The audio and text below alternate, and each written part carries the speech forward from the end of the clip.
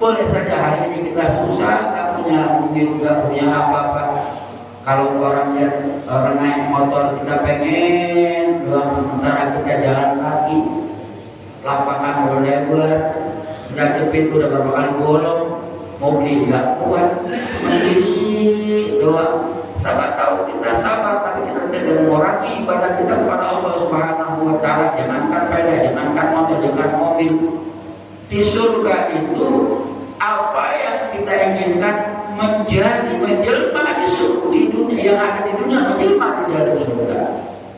Kita nggak pernah naik mobil apa BMW umpamanya, Jaguar umpamanya yang mahal-mahal, yang harganya 5 miliar, 3 miliar, di sana melebihi. Karena dunia itu adalah tempat kenikmatan yang abadi, yang luar biasa, yang mahal, yang tidak bisa dibayangkan, tidak bisa diceritakan.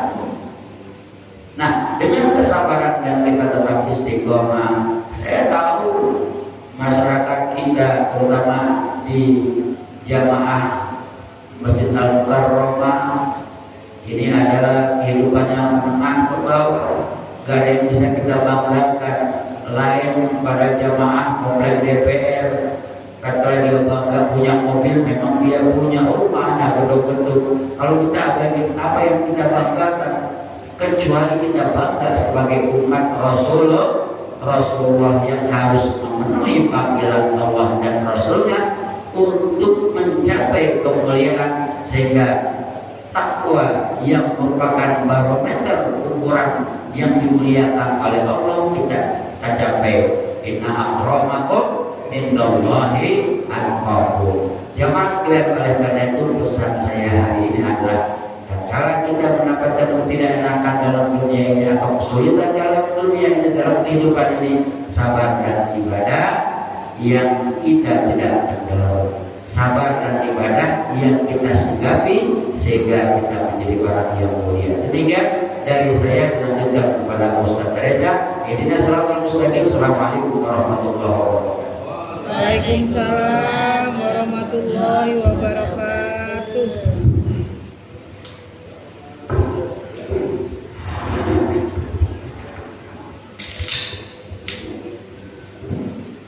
Bismillahirrahmanirrahim. Assalamualaikum warahmatullahi wabarakatuh. Waalaikumsalam warahmatullahi wabarakatuh. Alhamdulillah, hamdan syukran lillah, salatan wassalaman ala rasulillah Sayyidina Muhammad ibn Abdillah wa ala alihi wa sahbihi wa man walah. La hawla wa la quwwata illa billah. Amma ba'du. Fa rabbi shrah li sadri wa yassir li amri wahlul 'uqdatam min lisani yafqahu qawli. Rabbi zidni ilman warzuqni fahman. Amin ya rabbal alamin. Bapak Ibu yang dirahmati Allah Subhanahu wa taala, yang terhormat guru kami Al-Mukarram Ustaz Khalilullah Al-Habsi, Ustaz Fakhrul Razi, Haji Badrun, dan jamaah sekalian yang saya tidak sebutkan namanya satu persatu, namun tidak mengurangi rasa hormat dan takzim saya. Pertama-tama marilah kita panjatkan puja-puji serta syukur kehadirat Allah Subhanahu wa taala, karena pada hari ini kita dapat berkumpul bermuajahah dalam rangka thalabul ilmi faridatun ala kulli muslimin wal muslimat. Menuntut ilmu itu adalah hukumnya wajib atas tiap-tiap muslimin laki-laki dan muslimah perempuan. Selawat serta salam mari kita limpah curahkan kepada junjungan Nabi besar kita Nabi Muhammad sallallahu alaihi wasallam beserta keluarganya dan para sahabatnya. Mudah-mudahan kita semua selaku umatnya kelak mendapatkan syafaatul uzma oleh baginda Rasulullah sallallahu alaihi wasallam di yaumil kiamat nanti. Amin ya rabbal alamin. Rasulullah sallallahu alaihi wasallam bersabda, fi jasadika 'alaika haqqan, di dalam tubuhmu ada hak-haknya, yakni yaitu mata untuk memandang, telinga untuk mendengar kebaikan, tangan untuk memegang, dan kaki untuk melangkah. Yaitu pada pagi hari ini kita diberikan kesempatan untuk melangkahkan kaki kita di jalan Allah, memenuhi panggilan Allah setelah sholat subuh berjamaah dilanjutkan dengan kuliah subuh. Alhamdulillah Bapak Ibu semua, ini merupakan hidayah. Karena merupakan hidayah ini belum tentu orang seberuntung kita. Banyak di antara kita yang masih tidur, sementara panggilan sholat itu adalah suatu keharusan. Kita beruntung pada hari ini, yaitu sholat fajar khairun minad dunya wa ma fiha. Sholat di pagi hari itu lebih baik daripada dunia dan seisinya. Ahlan wa sahlan wa marhaban guru kita Kiai Ustaz Safrijal MA. Saya jadi gugup nih di hadapan saya guru-guru kita semua. Sampai di mana nih Bu? Baru sambutan Bu ya? Baru mulai. Allah Subhanahu wa taala berfirman dalam surat Al-Ahqaf ayat 13 sampai dengan 14. Mudah-mudahan saya enggak lupa nih Bu. Afatul ilma bin nisyan, bencananya ilmu adalah lupa. Ini tadi guru saya ini menyebut saya katanya orang pinter. Alhamdulillah. Kalau guru bilang begitu, mudah-mudahan guru senang kepada saya, guru ridho kepada saya. Mudah-mudahan jadi pintar beneran Bu. Amin ya rabbal alamin. Muridnya pintar apalagi gurunya. Begitu kira-kira. A'udzubillahi minasyaitonirrajim. Bismillahirrahmanirrahim. Innal ladzina qalu rabbunallaha summa istaqamu fala khaufun 'alaihim wala hum yahzanun ulaika ashabul jannah khalidina fiha jazaa'an bima kanu ya'malun. Bahwasanya Allah Subhanahu wa taala berfirman surat Al-Ahqaf ayat 13 dan 14 yang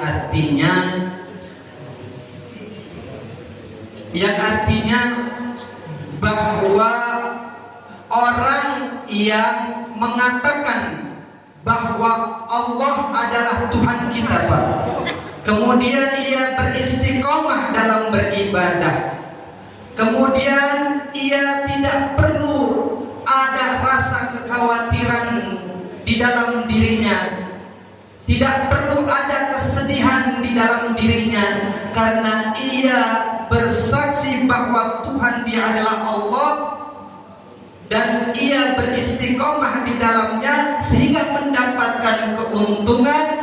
Mereka itulah yang bersaksi bahwa Allah Tuhannya dan beribadah secara istiqomah. Mereka beruntung karena yang ia peroleh adalah surganya Allah Subhanahu wa ta'ala dan kekal di dalamnya. Rasulullah sallallahu alaihi wasallam bersabda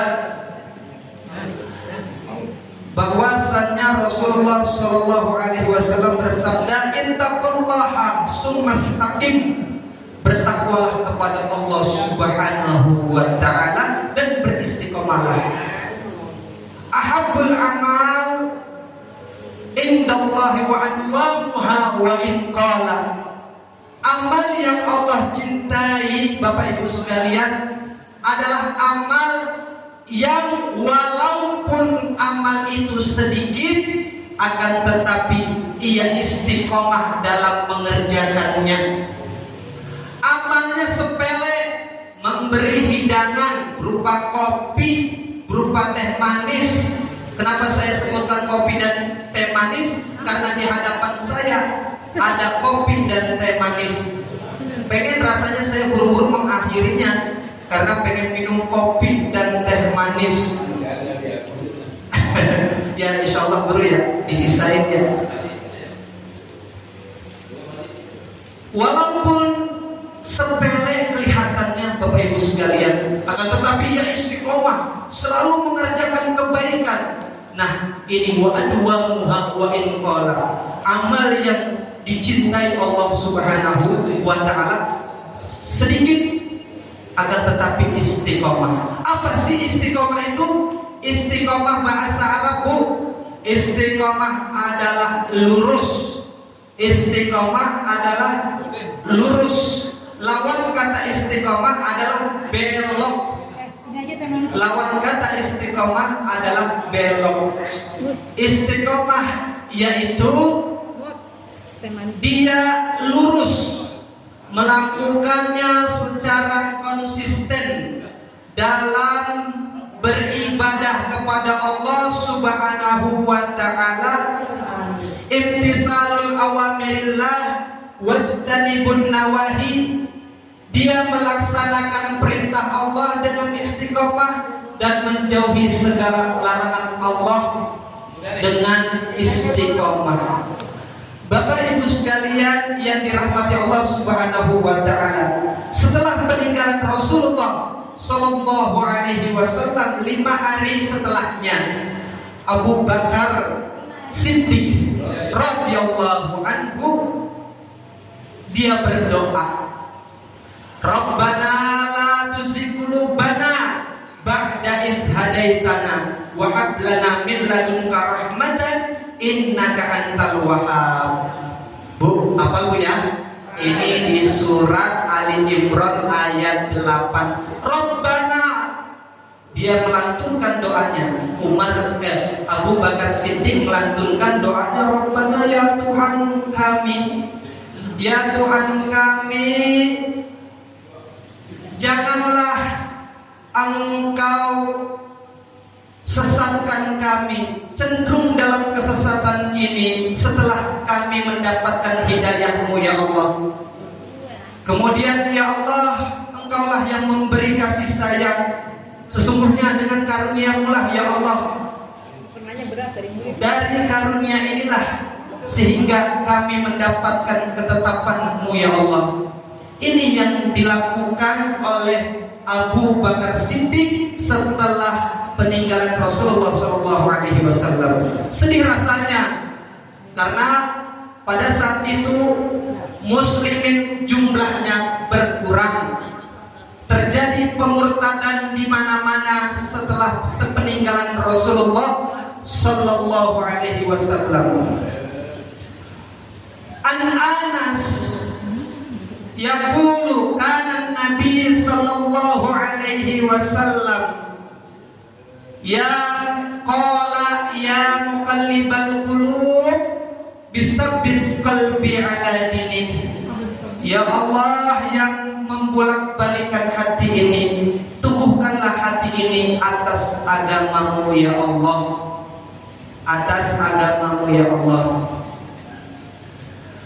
Rasulullah sallallahu alaihi wasallam dari Anas, yang dilakukan Rasulullah itu berdoa untuk ketetapan hati.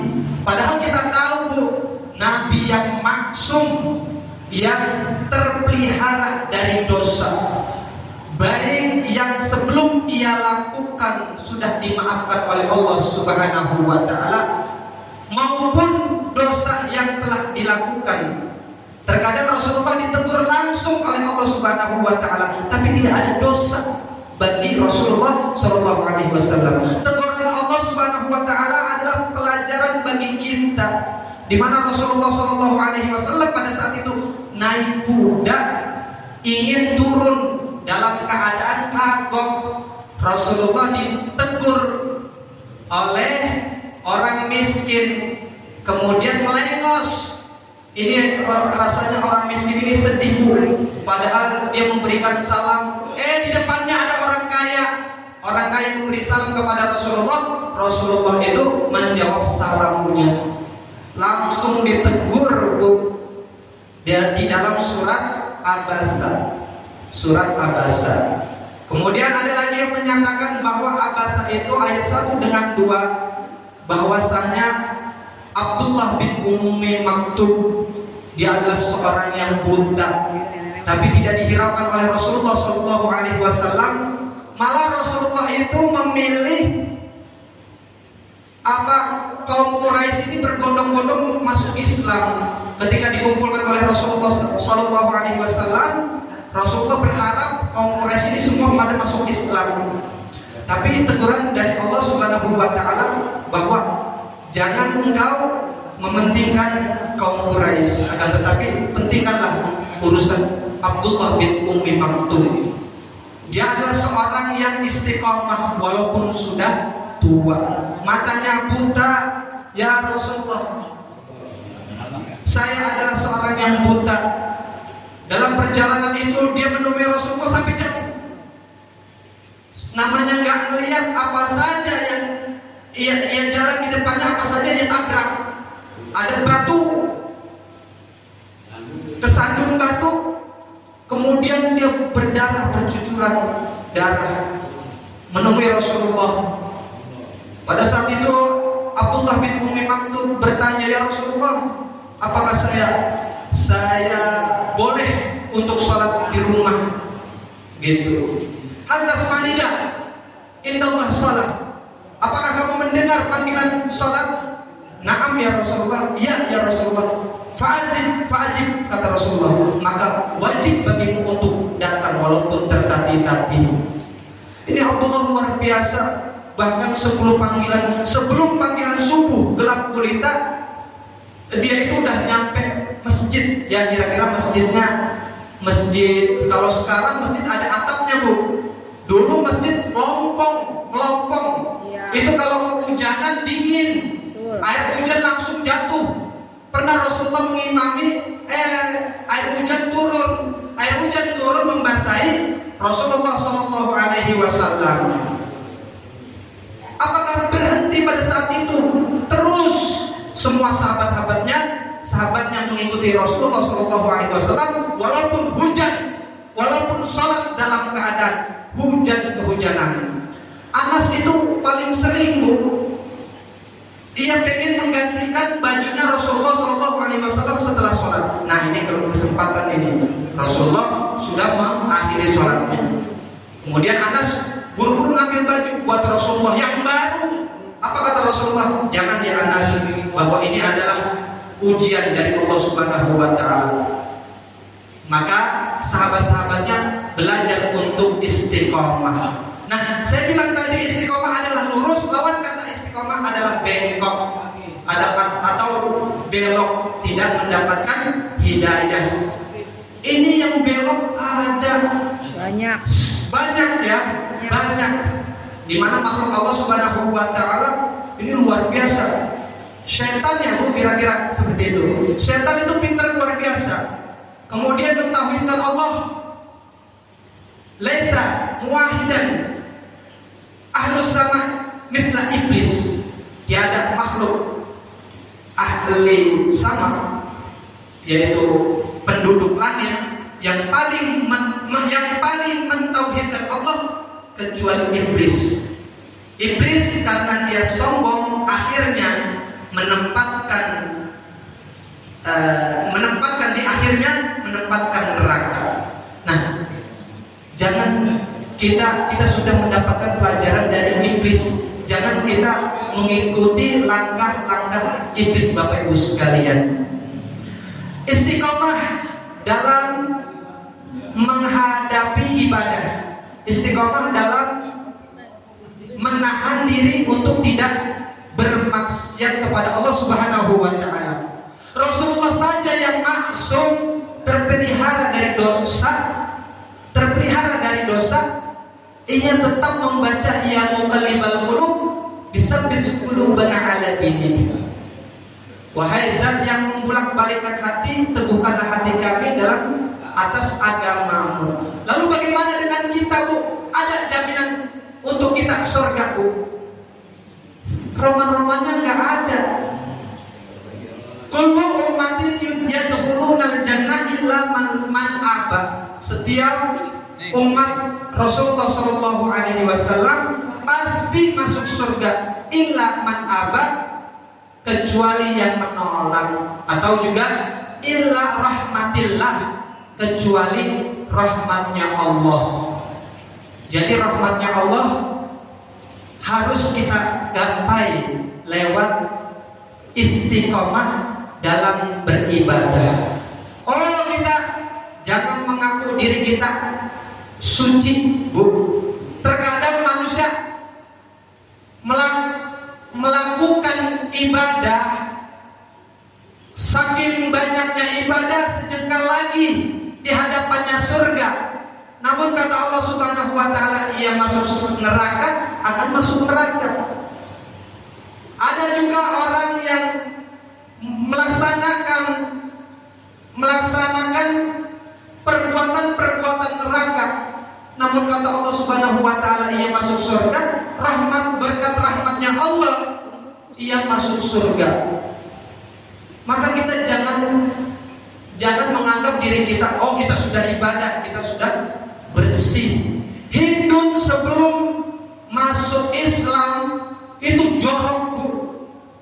Di mana paman Rasulullah Shallallahu Alaihi Wasallam itu empelaknya, jantungnya, dalamannya itu dimakan, kan jorok, Bu. Hindu sebelum masuk Islam. Kemudian yang sebelum masuk Islam, ia adalah seorang yang memusuhi agama Allah, Khalid bin Walid. Nah, Allah menentukan Khalid bin Walid ini Syaifullah, yaitu pedangnya Allah Subhanahu wa taala. Akhirnya Khalid bin Walid dia masuk Islam, mendapatkan gelar Syaifullah, pedangnya Allah Subhanahu wa taala. Ini Bapak Ibu sekalian, Khalid bin Walid dia paling bisa mengatur strategi perang. Di mana strategi perang Khalid bin Walid itu luar biasa. Disingkat saja, Bu. Kemudian Umar bin Khattab sebelum masuk Islam paling benci. Bahkan adiknya, dia punya adik, adiknya punya suami, suaminya digampar sama Umar. Kira-kira gamparnya di sini 10 meter ke depan itu jatuh. Mantep banget. Mental gitu, Bu ya. Sekali gampar mental. Sekali gampar mental. Dia paling memusuhi Muhammad. Pengen rasanya Muhammad itu ditancap gitu, Bu ya. Tapi setelah masuk Islam dia paling membela agama Allah. Siapa yang menghalangi dakwah Rasulullah akan kutebas lehernya. Ini yang dilakukan Umar bin Khattab. Dia adalah orang yang tegas. Nah, Bilal bin Rabah ini luar biasa, Bu. Ini tokoh-tokoh luar biasa karena keistiqomahannya, terompahnya, bukan orangnya, terompahnya masuk surga. Lalu bagaimana dengan orangnya? Fir'aun sama-sama sendal, sendalnya Fir'aun mewah, Bu. Sendalnya Bilal bin Rabah, ya Ibu tahu, ya, bahwa sendalnya, terompahnya Bilal itu masuk surga beserta orang-orangnya.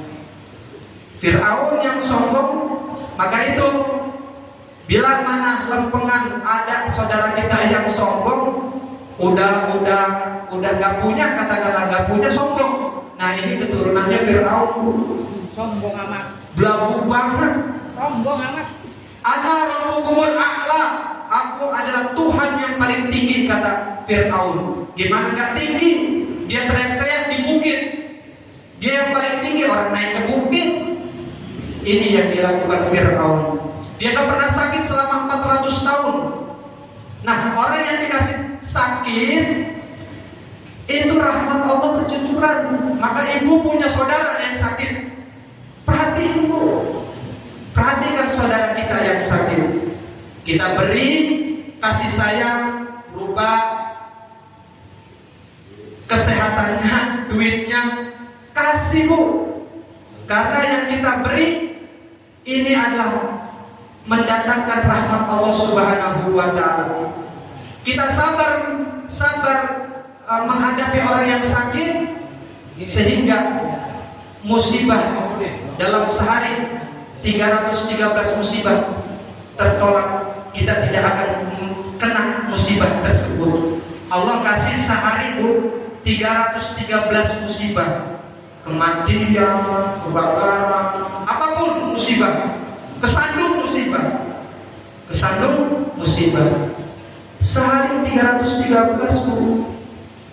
Akan tetapi dengan kita kasih sayang, dengan orang yang sakit kita perhatikan, itu menghadang musibah, bala dan ujian kita.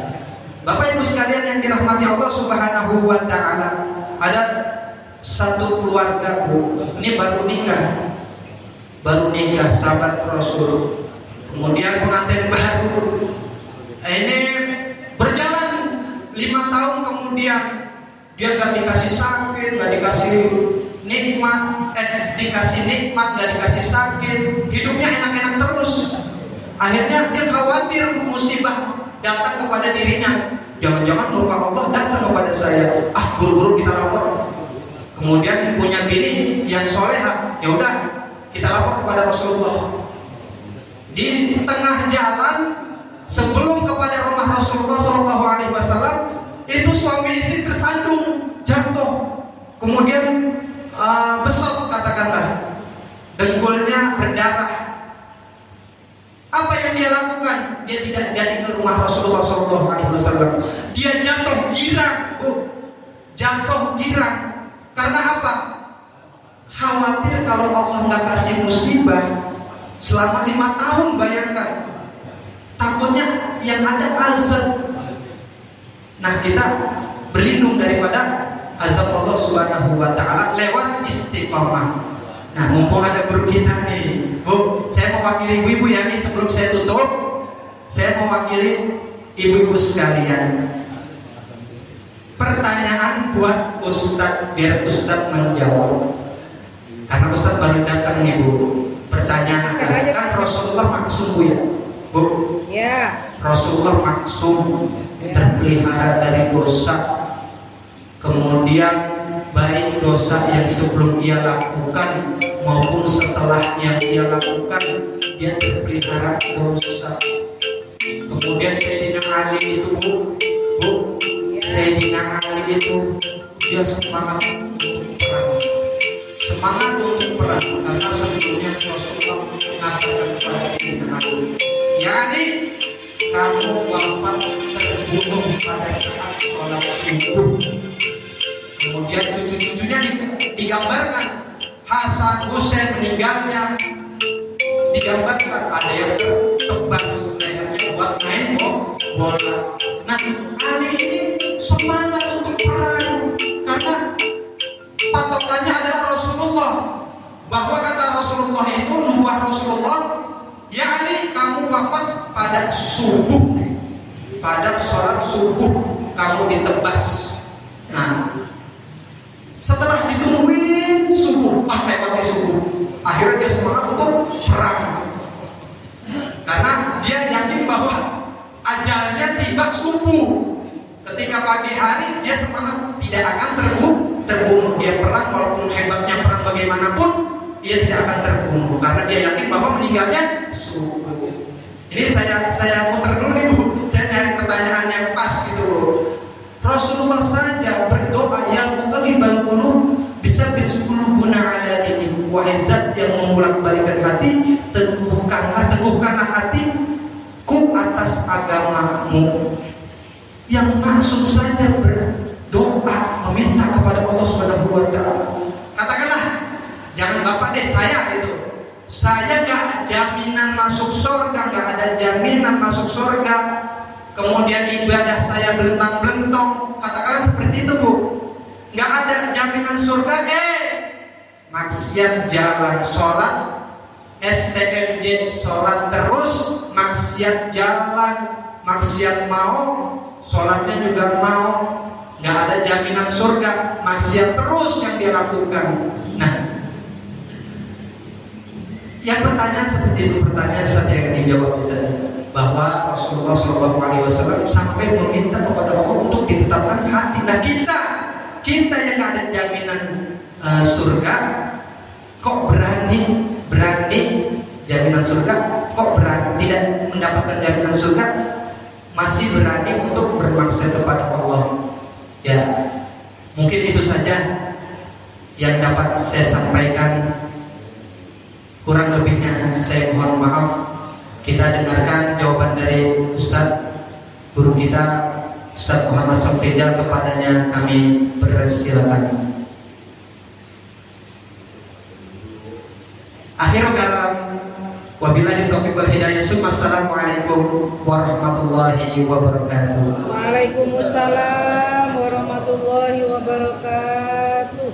Bismillahirrahmanirrahim. Assalamualaikum warahmatullahi wabarakatuh. Waalaikumsalam. Alhamdulillah wassalatu wassalamu ala rasulillah Muhammad ibn Abdullah wa ala alihi washabbihi wa man wala wa amma ba'd. Rabbi shrah li sadri wa yassir li amri wa hlul 'uqdatam min lisani yafqahu qawli. Hadirin jamaah Masjid Ahmadul Karimah yang dimuliakan Allah Subhanahu wa taala.